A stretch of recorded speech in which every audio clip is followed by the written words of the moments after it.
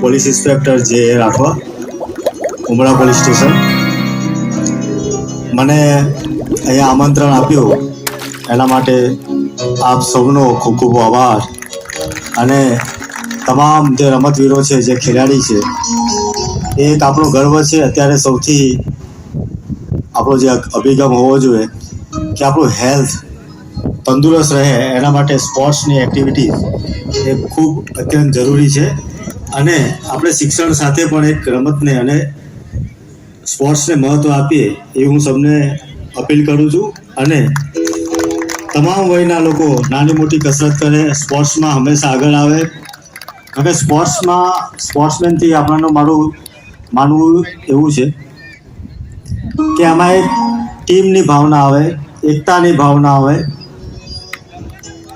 અને પોતાની જેટલી પણ લાયકાત ક્ષમતા એ મુજબ એ આગળ વધે.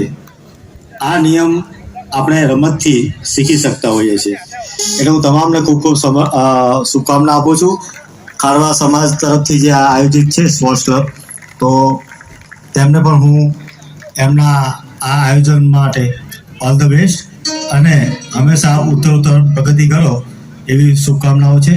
અને એઝ એ પોલીસ વિભાગ તરફથી આવું છું એટલે એક આપણે હું મેસેજ પણ આપું છું પોલીસ વિભાગ તરફથી કે અત્યારે આપણે જે પણ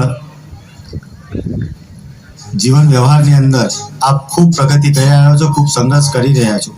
એટલા માટે આપ કોઈ પણ પ્રકારના નશાથી દૂર રહો અને રોડની સેફટી માટે આપ ખૂબ આગળ આવો અને જે પણ રૂલ્સ રેગ્યુલેશન છે એને ફોલો કરો, જેનાથી આપના જે પણ સપનાઓ છે એ સાકાર થાય અને આની તો કોઈ પણ કાયદેકીય પ્રશ્ન ન ઉદ્ભવે, આપને જાનમાનનું જે નુકસાન જે થાય છે એ ના થાય અને અનુશાસન જળવાઈ રહે.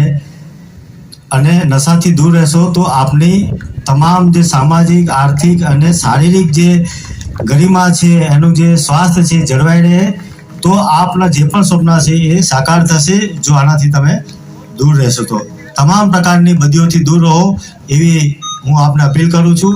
અને ભારત દેશનું જે સંવિધાન છે, જે આપણા જે માનવ અધિકારો છે અને જે પ્રવર્તમાન જે કાયદાઓ છે એનું આપણે ખૂબ પાલન કરીએ, એની આપણે સન્માન કરીએ અને હંમેશા આપણે દેશને આગળ વધે એવા આપણે પ્રયત્નશીલ રહીએ એવી હું આપણે મેસેજ આપું છું. Thank you.